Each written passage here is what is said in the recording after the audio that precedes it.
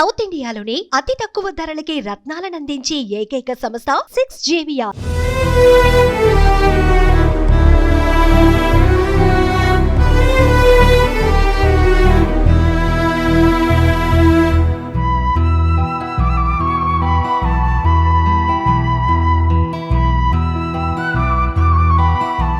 పశ్చిమ గోదావరి జిల్లాలో ఈ వారాంతం తీవ్ర విషాదాన్ని నింపింది. వేరు ప్రమాదాల్లో 6 ఇంజనీరింగ్ విద్యార్థులు జల సమాధి అయ్యారు. కారు కాలువలోకి దూసుకెళ్లిన ఘటనలో 4 ప్రాణాలు కోల్పోగా మరొకరు గల్లంతయ్యారు. మరో ఘటనలో సరదాగా ఈతకు వెళ్లిన 2 విద్యార్థులు మృత్యువాత పడ్డారు. చేతికొచ్చిన పిల్లలు విగత జీవులుగా మారడంతో ఆయా కుటుంబాల్లో తీరని శోకం అలుపుకుంది. 2 రోజుల పాటు సెలవులు కావడంతో పశ్చిమ గోదావరి జిల్లా భీమవరం SRKR కళాశాలలో చదువుతున్న 6 విద్యార్థులు ఆదివారం సాయంత్రం పాలకోడేరు మండలం వేండ్ర GMDV కెనాల్ నుంచి విడివడిన అడవి కోడులో స్నానం చేసేందుకు వెళ్లారు. పార్వతీపురానికి చెందిన శ్రేష్ఠి రాహుల్ ముందుగా కాలువలోకి దిగి మునిగిపోయారు. రాహుల్ను రక్షించేందుకు భీమవరానికి చెందిన స్నేహితుడు పెరుమాళకల సత్యభాస్కర విఘ్నేష్ కాలువలోకి దిగాడు. ప్రవాహ వేగానికి అతడు కూడా మునిగిపోయాడు.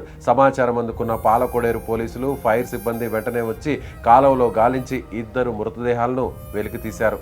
దీనికి సంబంధించినటువంటి మరింత సమాచారాన్ని మా ఏలూరు ప్రతినిధి సీతారామరాజుని అడిగి తెలుసుకుందాం. సీతారామరాజు, చెప్పండి, ఏంటి అంటే ఈ ప్రమాదం ఎలా జరిగిందంటారు?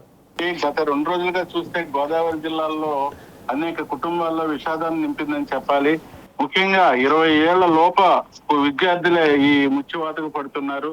నిన్న సంఘటన ఐతంపూడి సంఘటన మర్చిపోకముందే భీమవరం సమీపంలో ఉన్న పాలకోడేరు వద్ద భీమవరంకి సంబంధించి SRKR ఇంజనీరింగ్ కళాశాల విద్యార్థులు ఆదివారం కావడంతో వారంతా సరదాగా వేండ్ర కాలువలో స్నానం చేసేందుకు వీరంతా వెళ్లారు. అయితే ఆ కాలువ కూడా కొంచెం వేగంగా ఒడిగా ప్రవహించే కాలువ.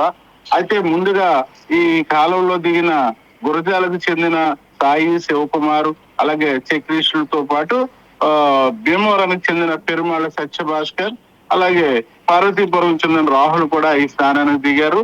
అయితే ఒడిగా ఉండటం వల్ల పెరుమాళ సత్యభాస్కర్ అలాగే రాహుల్ కూడా ఆ ప్రవాహ వేగానికి కొట్టుకుపోయి గల్లంతయ్యారు. తదిపా 4 కూడా బయటపడగలిగారు. వారంతా కూడా ప్రైవేట్ ఆసుపత్రిలో చికిత్స పొందుతున్నారు. మృతి చెందిన మృతదేహాలను అయితే పోలీసులు వెంటనే రంగప్రవేశం చేసి మత్స్యకారుల ద్వారా వారి మృతదేహాలను బయటికి తీశారు. వీరు ఎవరైతే బయటపడ్డారో వాళ్ళైతే షాక్ గురయ్యారు ఈ ప్రమాదం వల్ల. వీరంతా కూడా భీమవరం SRKR కళాశాలలో ఫైనల్ ఇయర్ బీటెక్ చదువుతున్న విద్యార్థులు, వివిధ ప్రాంతాలకు చెందిన వారు. నిన్న నిజంగా అటు 6 కుటుంబాల్లోనూ ఇటు 5 కుటుంబాల్లోనూ తీవ్ర విషాదం నింపిందని చెప్పాలి. తమ పిల్లలు ఇంజనీరింగ్ చదివి భవిష్యత్తులో తమకు ఈ చర్మాంకంలో ఉపయోగపడతారనుకున్న తల్లిదండ్రులకు విషాదాన్ని మిగిలిన సంఘటనగా చెప్పవచ్చు. విజయ్, అంటే ఇది కాలేజీకి దగ్గరలో ఉన్నటువంటి పంట కాలువనా, లేదంటే కాలేజీ నుంచి దూర ప్రాంతంలో సరదాగా బయటకు వెళ్ళి కాస్త రిలాక్స్ అవ్వాలనేటువంటి ఉద్దేశంతో వీళ్ళందరూ కూడా ఈ క్యాంప్కి వచ్చారనుకోవచ్చా? సుమారు కాలేజీకి 6 కిలోమీటర్ల దూరంలో ఈ వేండ్ర కాలువ ఉంటుంది. అక్కడ ఏంటంటే ఆ ప్రాంతం అంతా కూడా చెట్లతోటి సరదాగా కోనసీమ అందాలను తలపించే విధంగా ఉంటుంది. దాంతో ఈ విద్యార్థులంతా సరదాగా కాలువలో స్నానం చేయాలి, ఆ ప్రాంతాల్లో ఆస్వాదించాలన్న ఉద్దేశంలో వెళ్లారు.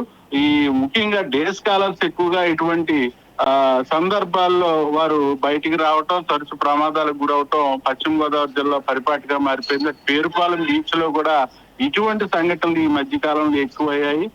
డే స్కాలర్స్ బయట ఉండటం వల్ల వీరు తల్లిదండ్రులకు చెప్పకుండా ఇటువంటి వెళ్లి ప్రమాదాలకు లోనవుతున్నట్టుగా తెలుస్తుంది. దీన్ని బట్టి పోలీసులు కూడా తమ పిల్లల పట్ల చాలా అబ్జర్వేషన్ లో ఉండాలని కూడా హెచ్చరిస్తున్నారు. విజయ్, ఎస్, అంటే చనిపోయినటువంటి 2 కూడా ఏ ప్రాంతాలకు సంబంధించినటువంటి వారు?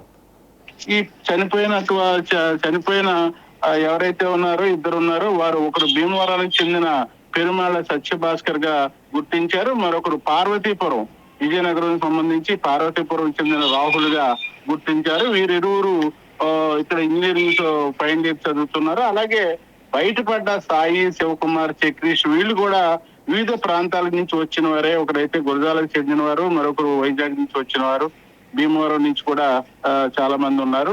ఈ పాలకోడేరు కాలువ ఈ మధ్య మరో ఇన్సిడెంట్ కూడా కారణమైంది. ఆత్మహత్యలు చేసుకోవడానికి కూడా కొంతమంది ఇక్కడికి వెళ్ళటం, తరచూ ఇటువంటి ప్రమాదాలు కూడా జరగటంతో పోలీసులు కూడా ఈ పరిసర ప్రాంతాల్లో నిఘా పెట్టారు. తల్లిదండ్రులు కూడా తమ పిల్లల పట్ల జాగ్రత్త వహించాలని కూడా పోలీసులు హెచ్చరిస్తున్నారు. Vijay. Right Raju, thank you.